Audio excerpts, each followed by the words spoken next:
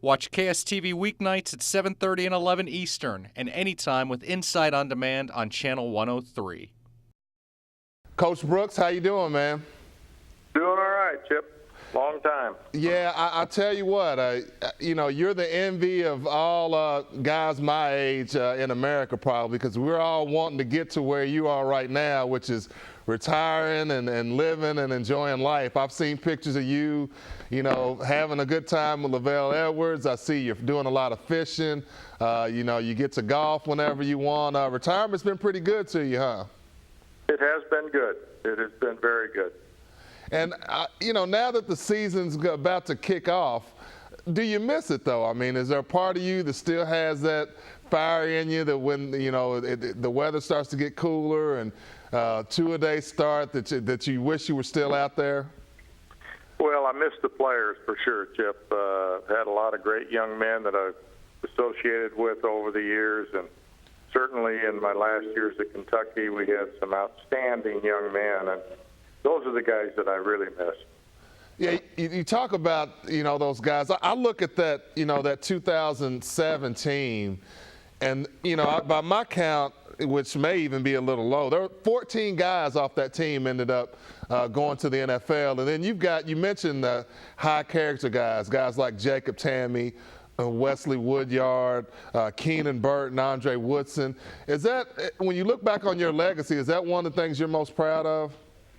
Well, like I said, I had some outstanding young men, and they not only were outstanding players on the field, but I think even more outstanding off the football field. And I think that's what helped us make the transition. As you know, 2006 started out pretty ugly with the huge loss to Louisville, and we turned it around after the next ugly loss to LSU when we ended up making it to our first bowl game and able to upset Clemson. So that was the start of it. And those young men you just mentioned were the heart and soul of that team, along with quite a few others. Now, the guy you turned the program over to, Joker Phillips, was on your staff. Joker's 11-14 going into his third year. Has had a couple of big wins. Ended the streak against Tennessee, beat Steve Spurrier. But, there's a lot of people around here that are wondering if he's going to be able to survive. How do you assess Joker's situation? And in your opinion, what needs to happen for, him to get it turned around and moving in the right direction?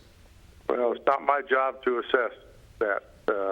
All I know is his record in the first 2 years is a lot better than mine was, and I think he's got some good young players. And as always, the Louisville game is hugely important. But as I just mentioned, in 2006, we got embarrassed up there a little bit, even though we did score some points. I think it was 51 or 52 or maybe 59 to 28. I don't know. Yeah. But we went on to rebound and make it to a bowl game and win 4 conference games that year. So, anything can happen at any time. It just depends on whether you're headed in the right direction to start with.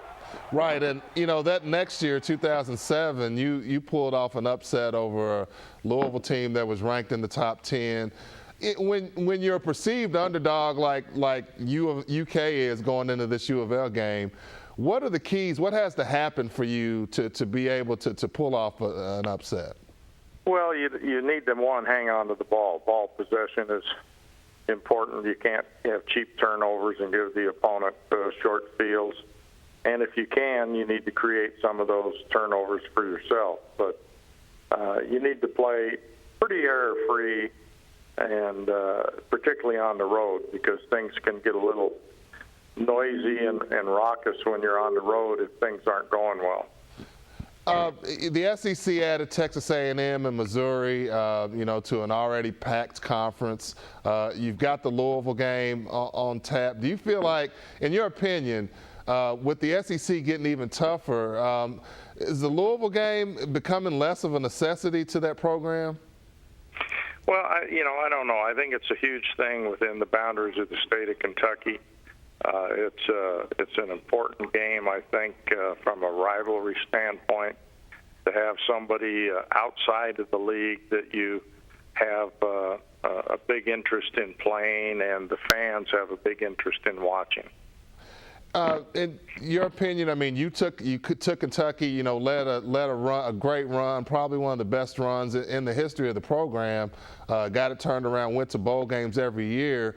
What does it take, in your opinion, for Kentucky to take that next step up and compete for SEC titles? What do you think the program needs, and do they have everything they need?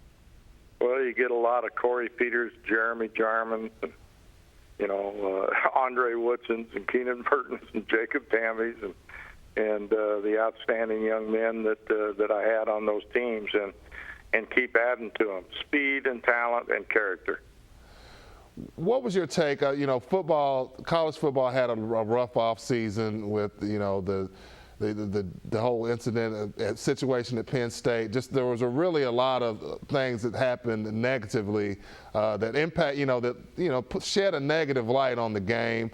As a guy who's been around football for decades, and I know still pays a lot of attention, how did you feel seeing a lot of those things unfold?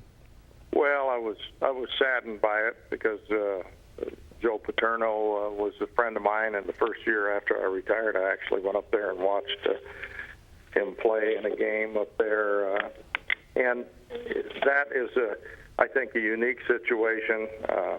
Certainly the NCAA has opened up a new door and a new can of worms by coming in and punishing teams, not for NCAA violations, but for moral obligations, and that'll be interesting to see how that works out going forward, Chip. And last question, Rich. Again, you know, Joker status is a hot topic. I know. Take me back to, you know, early in your tenure, you were dealing with the program dealing with the after effects of probation. A lot of people wanted you gone, but you ended up hanging on. Gone before I got there, Chip. They wanted me gone the day I got there. Yeah, you didn't have a honeymoon period. I had no honeymoon. No, sir, no honeymoon. And I mean, how tough was that?